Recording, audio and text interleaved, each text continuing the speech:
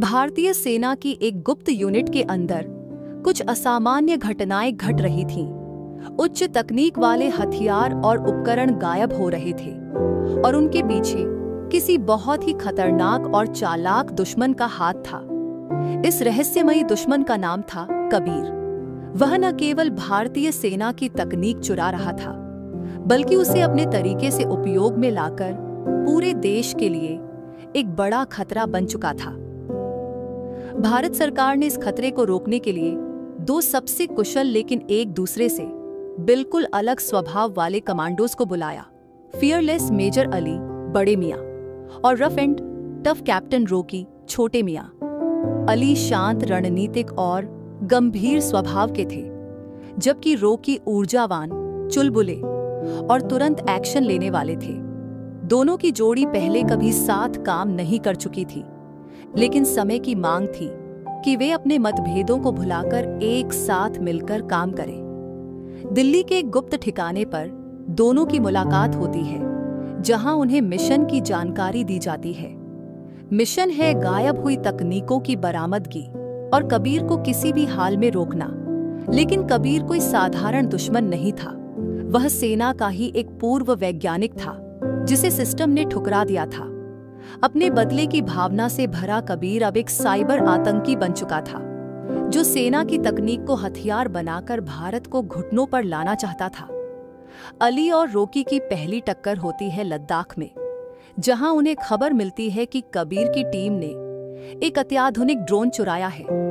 दोनों वहां पहुंचते हैं, लेकिन कबीर पहले ही अपने आदमी के साथ निकल चुका होता है। वहीं उन्हें कबीर के अगले कदम का सुराग मिलता है, एक गुप्त बायोलैब, जहां सेना के जैविक हथियार रखे गए हैं। रास्ते में दोनों के बीच कई बार टकराव होता है।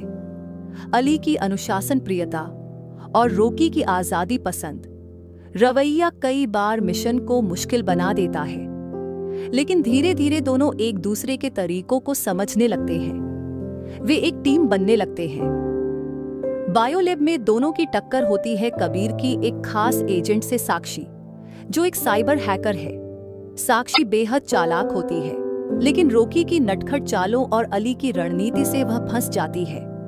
पूछताछ में साक्षी बताती है कि कबीर का अगला निशाना है प्रोजेक्ट अर्गस, जो एक एआई संचालित सैन्य प्रणाली है जो युद्ध के मैदान में निर्णय लेने की क्षमता रखती है। अगर वह कबीर के हाथ लग गई तो पूरा देश खतरे में पड़ सकता है। अब अली और रॉकी को समय से पहले प्रोजेक्ट अर्गस तक पहुंचना है, लेकिन कबीर हर कदम पर उन्हें चुनौती देता है। उसका नेटवर्क इतना मजबूत है कि वह सेना के अंदर के लोगों से भी मदद ले रहा है। ऐसे में अली और रॉकी को यह भी नहीं पता कि दुश्मन कौन है और दोस्त कौन। अंत में दोनों प्रोजेक्ट अर्गस के गुप्त लोकेशन पर पहुंचते हैं, जो कि राजस्थान के रेगिस्तान में स्थित एक भूमिगत सैन्य केंद्र है। लेकिन वहां पहुंचते ही उन्हें फंसाया जाता है। कबीर ने पहले ही उनकी चाल को भांप लिया था। केंद्र का मुख्य कंप्यूटर हैक हो चुका है और पूरे सिस्टम पर कबीर का नियंत्रण हो गया है। अब अली और रॉकी के पास केवल कुछ ही घंटे हैं देश को बचाने के लिए। उनकी सूझबूझ, हिम्मत और आपसी समझदारी ही देश की रक्षा कर सकती है। क्या वे समय रहते प्रोजेक्ट अर्गस को कबीर के कब्जे से छुड़ा पाएंगे? क्या वे कबीर की असली योजना को समझ पाएंगे? भूमिगत सैन्य केंद्र के कंट्रोल रूम में अलार्म बज रहे थे। अली ने कंप्यूटर के सामने बैठकर सिस्टम को रीसेट करने की कोशिश की।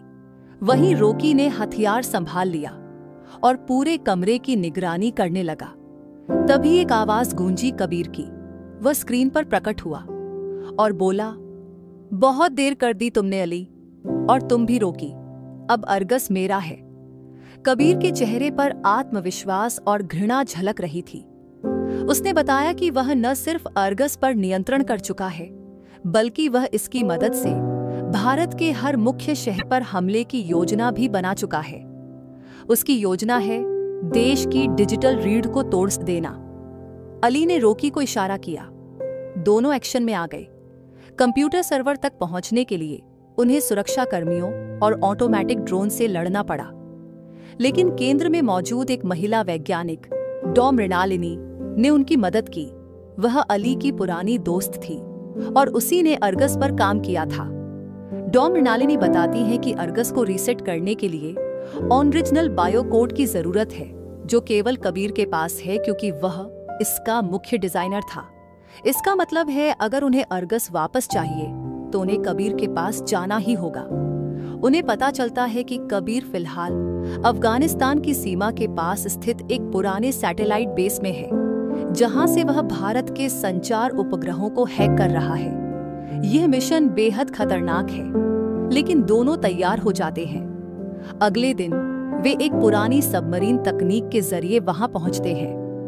रास्ते में अली और रॉकी के बीच बातचीत होती है, जिसमें रॉकी अपने अतीत का जिक्र करता है, कैसे उसने अपने छोटे भाई को एक आर्मी हमले में खो दिया था और क्यों वह हर मिशन को दिल से लेता है। अली पहली बार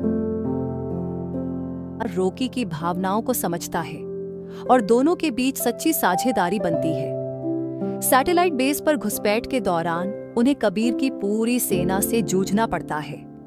यहाँ दोनों की टीम वर्क का असली इम्तिहान होता है।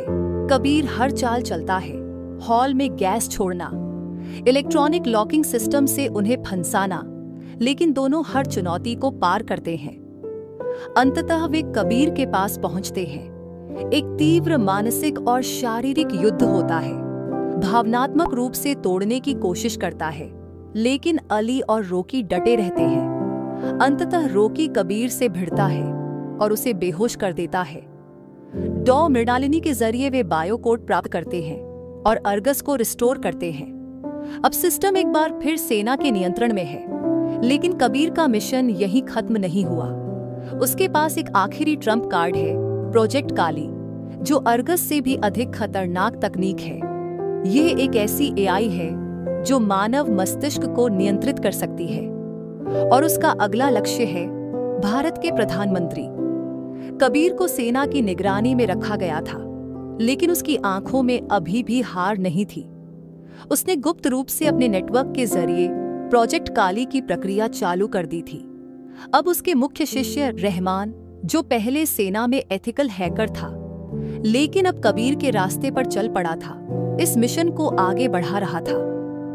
दिल्ली में प्रधानमंत्री के साथ विज्ञान, रक्षा और आर्टिफिशियल इंटेलिजेंस से जुड़ा एक महत्वपूर्ण सम्मेलन होने वाला था। वहां देश और विदेश के दिग्गज वैज्ञानिक मौजूद होने वाले थे। इसी सम्मेलन के दौरान रहमान और उसकी टीम प्रोजेक्ट काली को ट्रिगर करने की योजना बना रहे थे।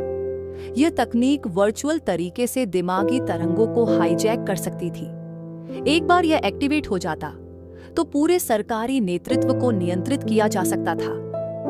अली और रॉकी को जब यह जानकारी मिलती है तो वे तुरंत दिल्ली लौटते हैं। वहां उन्हें डॉन मृणालिनी से एक अपडेट मिलता है। रहमान ने एक अत्याधुनिक हेडगियर तैयार किया है जो काली की तरंगों को ट्रांसमिट करेगा। यह हेडगियर किसी एक वरिष्ठ व्यक्ति के माध्यम से पूरे सिस्टम में प्रवेश करेगा, यानी प्रधानमंत्री को निशाना बनाया जा रहा है। दोनों अधिकारी तुरंत सम्मेलन स्थल की सुरक्षा का जायजा लेते हैं। वहां पहले से ही बड़ी संख्या में सैनिक और गुप्तचर तैनात हैं, लेकिन रहमान और उसके आदमी पहले ही अंदर घुस चुके हैं, वैज्ञानिक के वेश में। सम्मेलन के बीच में एक असामान्य ब्रॉडकास्ट शुरू होता है।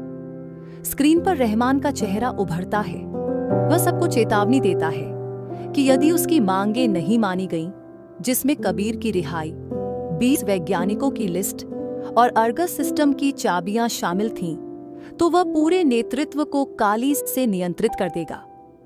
अब वक्त बहुत कम था। अली और रॉकी दोनों दो अलग अलग दिशाओं में निकलते हैं। अली तकनीकी कक्ष तक पहुंचने की कोशिश करता है जहां से सिग्नल भेजा जा रहा था। वहीं रॉकी रहमान के मुख्य आदमी का पीछा करता है जो वह हेडगियर प्रधानमंत्री के पास पहुंचाने वाला था। एक जबरदस्त चेज और मुकाबले के बाद रॉकी उस आदमी को रोक लेता है। हेडगियर उसकी पकड़ में आ जाता है। दूसरी ओर अली कंप्यूटर सिस्टम को ट्रेस करके मूल ब्रॉडकास्टिंग रूम तक पहुंचता है। वहां उसका सामना होता है रहमान से, एक अत्यंत चतुर और तेज दिमाग वाला साइबर अपराधी। दोनों के बीच एक तीव्र मुकाबला होता है, दिमाग और हथियार दोनों से। अली रहमान को पछाड़ देता है और सिस्टम को डीएक्टिवेट करता है। सम्मेलन स्थल की स्क्रीन पर फिर से सामान्य दृश्य लौट आता है। प्रधानमंत्री और अन्य नेता सुरक्षित होते हैं। बाहर रॉकी और अली की मुलाकात होती है। दोनों थके हुए होते हैं, लेकिन आंखों में संतोष होता है। लेकिन तभी उन्हें पता चलता है कबीर का जेल से भागना। उसे एक अंदरूनी व्यक्ति ने छुड़ा लिया है। यह संकेत था कि लड़ाई अभी खत्म नहीं हुई है। असली जंग तो अब शुरू होने वाली थी। अभी तक कार्य और छोटे मियां की टीम ने एक नई योजना की जांच की और किया कामयाब करने की योजना बनाई और जमीने की शक्ति की जांच की जानकारी का पूरी प्लान बनानी और एक नेटवर्क की मदद जुद्द ही है। कामयाब की योजना की जांच के लिए कामयाब की टीम ने एक नई टेक्नोलॉजी की खोज की और जांच की और काम का एक अनोखी योजना का संरक्षण किया गया।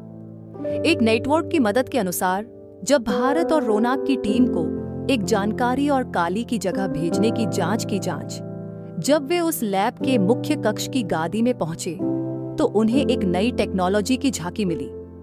यह टेक्नोलॉजी और टीम की जीत जी भर एक नई टीम और नई कार्यपालिका के साथ जो दहती है, जो कि सेना टेक्नो और टेक्निकी लीक में है। छोटे मियां और बीडी दीदे मियां इस टीम को जोधा कर इन टेक्नो की जांच और जान के लिए बनाना करने की योजना की जॉब खोज करने लगे। यादों के माध्यम टीम की योजना की जांच का मखाला लक्ष्य जब चुकता है तो पाइटन की टीम और चीन की टीम की भी भूमिका आ जाती है, जो काली की जांच के जरिए लड़ रही है। अगली सुबह जैसे ही सूरज की किरणें दुबई के चमचमाते आसमान को छूती हैं, अली और रॉकी सटीक योजना के साथ एक नए मिशन की तैयारी में जुट जाते हैं। टाइगर, जो अब दोनों को अपने भरोसेमंद सहयोगी मान चुका है, उन्हें अपने गुप्त अड्डे में बुलाता है।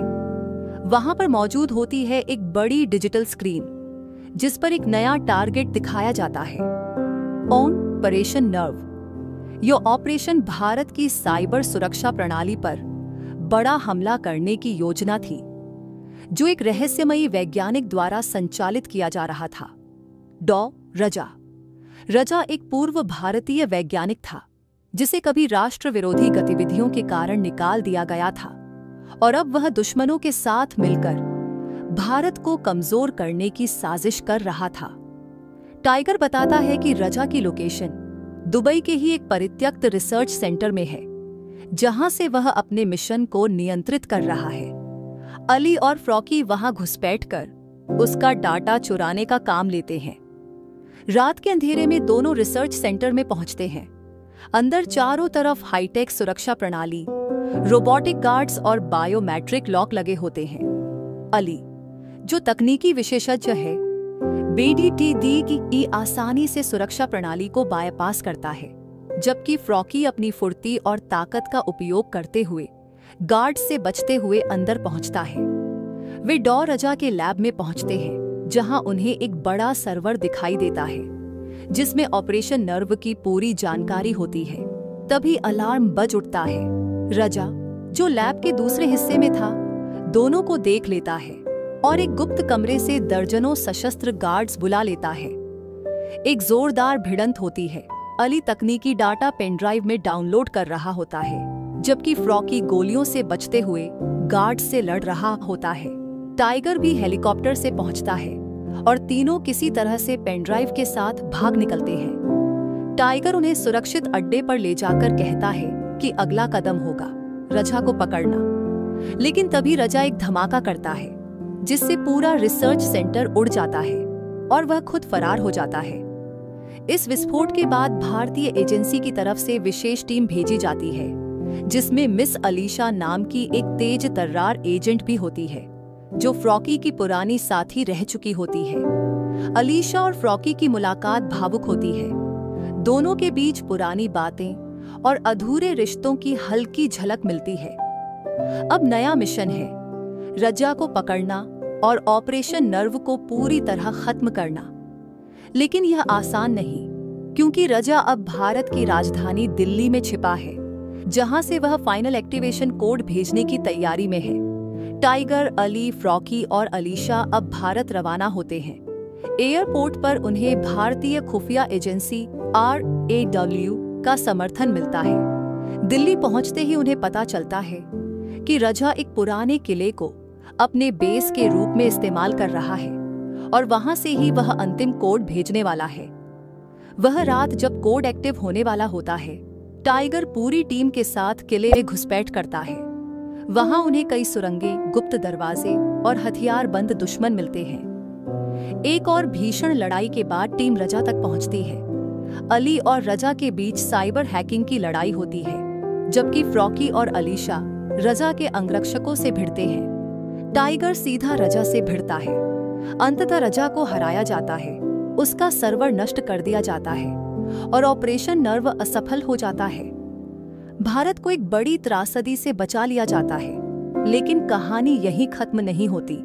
एक वीडियो मैसेज में रजा बताता है कि वह बस मोहरा था, असली मास्टरमाइंड अब भी जिंदा है।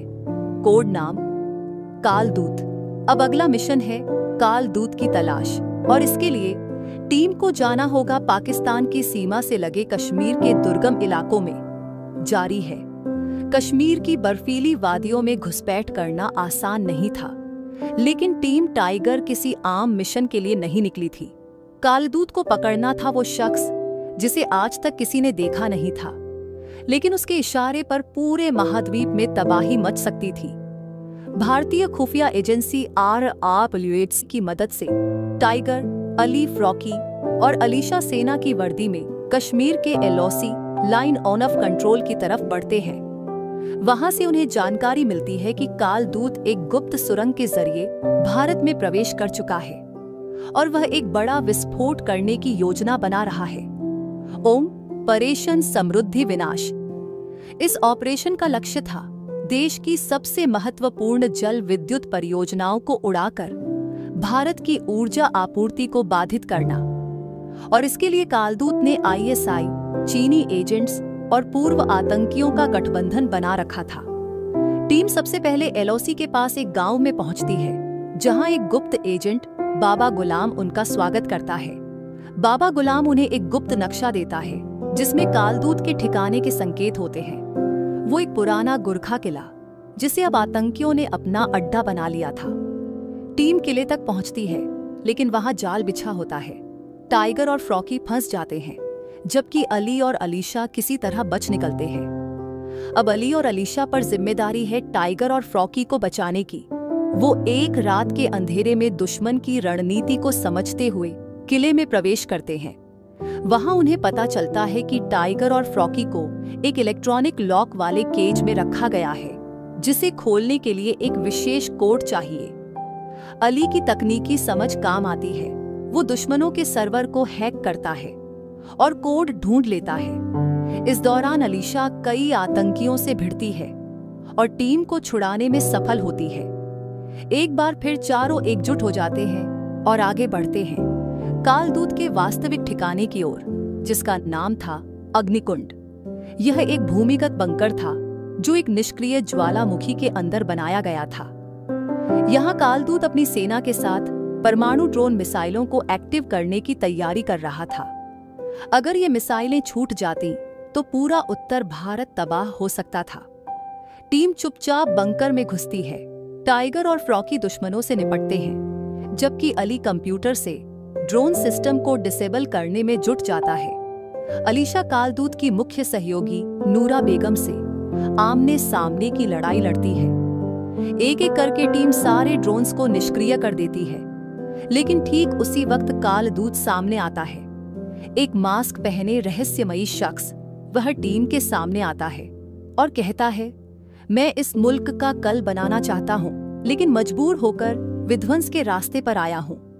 एक भावनात्मक बातचीत होती है, लेकिन टाइगर कहता है, अगर इरादा अच्छा होता तो रास्ता कभी गलत नहीं होता। कालदूत दोनों तरफ से घिर जाता है, लेकिन आखिरी क्षण में आत्मघाती जैकेट पहन लेता है। अली झटपट जैकेट को डीएक्टिवेट करने की कोशिश करता है और आखिरकार उसे निष्क्रिय करने में सफल हो जाता है। कालदूत को जिंदा पकड़ लिया जाता है। ऑपरेशन समृद्धि विनाश विफल हो जाता है। भारत एक बार फिर बच जाता है, लेकिन अब पूरी दुनिया में टाइगर और उसकी टीम के कारनामों की चर्चा होती है। सरकार उन्हें गुप्त रूप से भारत रत्न के लिए अनुशंसा करती है, लेकिन टाइगर मना कर देता है। हम कोई तमगा नहीं चाहते, बस देश सलामत रहे। लेकिन तभी उन्हें एक और कॉल आता है। नई दिल्ली में एक अंतर्राष्ट्रीय सम्मेलन में आतंकी हमला होने की सूचना। नई दिल्ली में प्रस्तावित अंतर्राष्ट्रीय सम्मेलन ग्लोबल पीस समिट में विश्व भर के राष्ट्राध्यक्ष शामिल होने वाले थे। भारत इसकी मेजबानी कर रहा था और ये कार्यक्रम देश की प्रतिष्ठा का प्रतीक बनने वाला था। लेकिन टाइगर की टीम को एक खुफिया सूत्र से जानकारी मिली थी कि सम्मेलन पर आतंकी हमला होने वाला है। सूचना मिली कि इस बार हमला केवल गोलियों या बमों से नहीं होगा, बल्कि साइबर हाइब्रिड वॉरफेयर से, मतलब तकनीक, जैविक हथियार और ड्रोन का मिश्रण। इसका मास्टरमाइंड था कालदूत का ही एक पूर्व वैज्ञानिक डॉ. जाकिर नासिर, जो पहले एक शांति कार्यकर्ता था लेकिन अब कट्टरपंथी हो चुका था। डॉ. जाकिर का प्लान था ऑपरेशन मूक विस्फोट, जिसमें माइक्रोबायोलॉजिकल डिवाइसेस और नैनो वायरस को सम्मेलन के भीतर छोड़ा जाना था, जिससे कोई शोर नहीं होता लेकिन बड़ी तबाही मचती। प्रधानमंत्री की सुरक्षा टीम और टाइगर की टीम अब एक साथ काम कर रही थी। पहली चुनौती थी सम्मेलन के लिए आने वाले हर एक डिवाइस, व्यक्ति, सामान की गहन जांच। लेकिन हमलावर बहुत चालाक थे।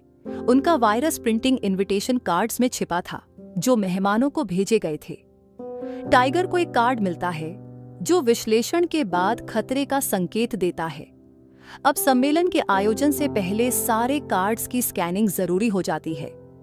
अली अपने टेक सिस्टम से हर कार्ड की कॉपी को एक एंटी नैनो सिग्नल रीडर में डालता है और वायरस को पहचानता है।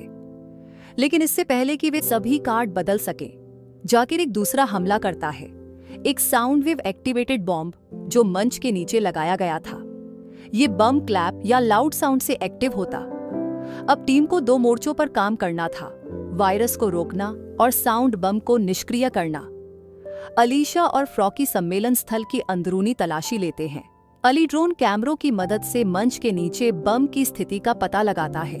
टाइगर मंच पर जाकर सारे स्पीकर और माइक को मैन्युअली बंद करता है ताकि कोई एक्सीडेंटल साउंड ट्रैप एक्टिवेट न हो। डॉ. जाकिर खुद सम्मेलन में बतौर एनजीओ प्रतिनिधि छिपकर प्रवेश कर चुका था। लेकिन जब वह अपने होलोग्राफिक गैस लॉन्चर को एक्टिव करने की कोशिश करता है, अलीशा उसे पहचान लेती है और हाथापाई में लॉन्चर छीन लेती है। जाकिर भागने की कोशिश करता है, लेकिन फ्रॉकी उसे एक स्पाइरल टैकल से गिरा देता है। बम डिफ्यूज कर दिया जाता है, वायरस निष्क्रिय किया जाता है और सम्मेलन बिना किसी परेशानी के संपन्न हो जाता है। प्रधानमंत्री मंच से टाइगर और उसकी टीम को देख मुस्कुराते हैं और आंखों ही आंखों में शुक्रिया कहते हैं। लेकिन टाइगर जानता है कि जंग अभी बाकी है। सम्मेलन के दौरान एक नई जानकारी मिलती है। चीन और पाकिस्तान की सीमा पर एक संयुक्त अंडरग्राउंड बेस बनाया गया है, जहां अगली पीढ़ी के माइंड कंट्रोल डिवाइसेस पर प्रयोग चल रहा है। प्रधानमंत्री खुद टाइगर से कहते हैं, अब वक्त है कि हम सीमा पार जाकर दुश्मन की जड़ें काटें। तुम्हें आधिकारिक छूट दी जाती है ऑपरेशन अस्त्र शक्ति के लिए। टाइगर की टीम को मिली आधिकारिक छूट के बाद वे सीधे चीन पाक सीमा की ओर रवाना होते हैं। ऑपरेशन अस्त्र शक्ति का मकसद था उस गुप्त अंडरग्राउंड बेस को नष्ट करना, जहां माइंड कंट्रोल डिवाइसेस पर खतरनाक प्रयोग किए जा रहे थे। ये डिवाइसेस दुश्मनों को मानसिक रूप से नियंत्रित करके अपनी सेना को मजबूत बनाने के लिए बनाए जा रहे थे। टाइगर, अली, फ्रॉकी और अलीशा के साथ ही एक अनुभवी चीनी भाषा और क्षेत्र विशेषज्ञ लीजाओ भी टीम में शामिल हुई। सीमा पार जाना खतरनाक था, क्योंकि दोनों देशों के बीच तनातनी चरम पर थी और दुश्मन की हरकतें लगातार बढ़ रही थीं। टीम ने बेस के आसपास के इलाके की गहन जांच शुरू की। उन्होंने पाया कि बेस एक बड़े पर्वत के अंदर था, जिसे अत्याधुनिक तकनीक से छुपाया गया था। ड्रोन और सेंसर हर जगह तैनात थे, जिससे बेस तक पहुंचना आसान नहीं था। टाइगर ने एक सटीक योजना बनाई। टीम को 3 हिस्सों में विभाजित करके बेस के विभिन्न हिस्सों में घुसपैठ करनी थी। अली और ली जाओ तकनीकी सेंसर और नेटवर्क को डिसेबल करने का काम संभालेंगे, जबकि टाइगर, फ्रॉकी और अलीशा मुख्य हथियार और सुरक्षा बलों से निपटेंगे। पहला चरण था साइबर हैकिंग। अली ने अपने लैपटॉप पर एक स्पेशल प्रोग्राम चलाया जो बेस के सुरक्षा नेटवर्क में छेद करने लगा। इसी दौरान ली जाओ ने बेस के अंदरूनी रास्तों का नक्शा बनाने के लिए ड्रोन का इस्तेमाल किया। दूसरा चरण था अंदर घुसना। टाइगर की टीम ने एक गुप्त सुरंग से बेस के अंदर प्रवेश किया। वहां दुश्मन की भारी सुरक्षा थी, लेकिन फ्रॉकी और अलीशा की लड़ाकू कला ने सभी बाधाओं को पार कर दिया। तीसरा चरण था माइंड कंट्रोल लैब को तबाह करना। लैब में कई वैज्ञानिक खतरनाक उपकरणों पर काम कर रहे थे। टाइगर ने अपनी टीम के साथ मिलकर लैब में धमाका किया, सारे उपकरण नष्ट कर दिए और वैज्ञानिकों को पकड़ लिया। लेकिन बेस में एक अंतिम सुरक्षा उपाय था, एक आत्मघाती सुरक्षा रोबोट, जिसे काल अग्नि कहा जाता था। यह रोबोट बहुत शक्तिशाली था और इसे रोकना लगभग असंभव था। टाइगर और फ्रॉकी ने मिलकर काल अग्नि से भयंकर लड़ाई लड़ी। कई बार उनका सामना मुश्किल हो गया, लेकिन अंत में फ्रॉकी ने अपनी फुर्ती और टाइगर की रणनीति से उसे निष्क्रिय कर दिया। बेस नष्ट हो गया और दुश्मन के खतरनाक प्रयोग खत्म हो गए। टीम सुरक्षित बाहर निकली, लेकिन उन्हें पता था कि यह लड़ाई अभी खत्म नहीं हुई। देश लौटते वक्त प्रधानमंत्री ने टाइगर को बधाई दी और कहा, तुम्हारे जैसे जवानों की वजह से ही भारत सुरक्षित है। टाइगर मुस्कुराते हुए बोला, हम देश के लिए जीते हैं, किसी पुरस्कार के लिए नहीं। लेकिन इस सब के बीच कहीं दूर एक छाया हंस रही थी, एक नया खतरा जो इंतजार कर रहा था सही समय का। देश वापस लौटने के बाद टाइगर की टीम को लगा कि उन्होंने सबसे बड़ा खतरा खत्म कर दिया है। लेकिन एक दिन टाइगर के पास एक गुप्त सूचना आई जो सबको हिला देने वाली थी। पता चला कि कालदूत की टीम ने एक नया खतरा पैदा किया है, शैडो नेटवर्क। यह एक अंतरराष्ट्रीय आतंकवादी संगठन था जो टेक्नोलॉजी और क्रिप्टोकरेंसी के जरिए दुनिया भर में अपनी ताकत बढ़ा रहा था। शैडो नेटवर्क का मकसद था दुनिया के प्रमुख देशों की सरकारों को हैक कर उनकी नीतियां बदलना और अपने एजेंडों को थोपना। टाइगर की टीम को सूचित किया गया कि शैडो नेटवर्क का अगला लक्ष्य भारत के बड़े आर्थिक शहर मुंबई और बेंगलुरु है। टाइगर, अली, अलीशा और फ्रॉकी ने तुरंत कार्रवाई शुरू की। सबसे पहले अली ने शैडो नेटवर्क के डिजिटल नेटवर्क की तह तक पहुंचने के लिए एक सुपर हैकिंग प्रोग्राम बनाया। इस प्रोग्राम से शैडो नेटवर्क के सारे फंड ट्रैक किए जा सकते थे। अलीशा ने मुंबई में जाकर शैडो नेटवर्क के स्थानीय संपर्कों की पहचान की। उसने छुपकर उनकी बैठकें सुनी और उनके प्लान को समझा। वहीं फ्रॉकी ने शहर की गलियों में जाकर जमीन पर नेटवर्क के ठिकानों की खोज शुरू की। एक दिन अलीशा ने एक गुप्त कोड सुन लिया जो शैडो नेटवर्क के अगले हमले का टाइम और स्थान बता रहा था। मुंबई के एक प्रमुख बैंक की हेडक्वार्टर। टाइगर ने तुरंत टीम को अलर्ट किया और बैंक की सुरक्षा बढ़ाने का आदेश दिया। साथ ही वे जानते थे कि शैडो नेटवर्क सिर्फ साइबर हमला नहीं करने वाला, बल्कि एक साथ फिजिकल हमला भी कर सकता है। बैंक में तैनाती के दौरान टाइगर ने अपने खास जासूसों से कहा, हर कोना कवर करो, हमें शैडो नेटवर्क के हर एक आदमी को पकड़ना है। हमले के दिन शैडो नेटवर्क ने हाईटेक हथियारों और ड्रोन की मदद से हमला किया। बैंक के आसपास आग बजी, लेकिन टाइगर की टीम ने बेहतरीन रणनीति और एकता से हमला नाकाम कर दिया। फ्रॉकी और अलीशा ने मिलकर फंसे हुए नागरिकों को निकाला, जबकि टाइगर ने सीधे हमलावरों का सामना किया। लड़ाई में टाइगर ने शैडो नेटवर्क के एक प्रमुख कमांडर को पकड़ लिया, जिससे नेटवर्क में भारी हलचल मच गई। लेकिन शैडो नेटवर्क के सरगना ने खुद को नहीं छोड़ा। उसने अपना असली चेहरा छिपाते हुए शत्रुता बढ़ाई। अब टाइगर की टीम के सामने था शैडो नेटवर्क को जड़ से खत्म करने की सबसे बड़ी चुनौती। यह लड़ाई केवल हथियारों की नहीं, बल्कि दिमाग और टेक्नोलॉजी की भी थी। टाइगर ने ठाना कि वह हर तरह से इस खतरे को खत्म करेगा। शैडो नेटवर्क का मुकाबला करना टाइगर और उसकी टीम के लिए अब आखिरी और सबसे बड़ी चुनौती थी। वे जानते थे कि सिर्फ फिजिकल लड़ाई से नहीं, बल्कि पूरी योजना को समझकर स्मार्ट तरीके से ही इस खतरे को खत्म किया जा सकता है। अली ने शैडो नेटवर्क के डिजिटल सिस्टम में घुसपैठ कर उनके सारे डेटा और फंड्स को ट्रैक करना शुरू किया। उसे पता चला कि शैडो नेटवर्क के पास एक गुप्त मुख्यालय है, जो मुंबई के बाहर किसी रेगिस्तान के इलाके में छुपा हुआ था। टाइगर ने अलीशा और फ्रॉकी के साथ मिलकर उस इलाके की पूरी जांच की। उन्होंने पाया कि वहां अत्याधुनिक हथियार और आतंकवादी तैयार हो रहे थे, जो किसी बड़े हमले की योजना बना रहे थे। टीम ने भारत सरकार को तुरंत इस बारे में जानकारी दी और एक बड़े ऑपरेशन की तैयारी शुरू की। ऑपरेशन का नाम रखा गया शैडो फॉल। इस ऑपरेशन में सेना, खुफिया एजेंसियां और टाइगर की टीम मिलकर काम कर रही थी। आखिरकार ऑपरेशन के दिन सब कुछ तय था। टाइगर की टीम ने रात के अंधेरे में बेस पर छापा मारा। शुरुआत में भारी मुकाबला हुआ, लेकिन टाइगर की सूझबूझ और टीम की एकता से आतंकवादियों को पीछे धकेल दिया गया। अलीशा ने अपने बहादुरी से कई बंदियों को छुड़ाया और फ्रॉकी ने बेहतरीन लड़ाई के कौशल से दुश्मनों को बेअसर किया। टाइगर ने शैडो नेटवर्क के सरगना को पकड़ लिया, जो इस पूरे नेटवर्क का मास्टरमाइंड था।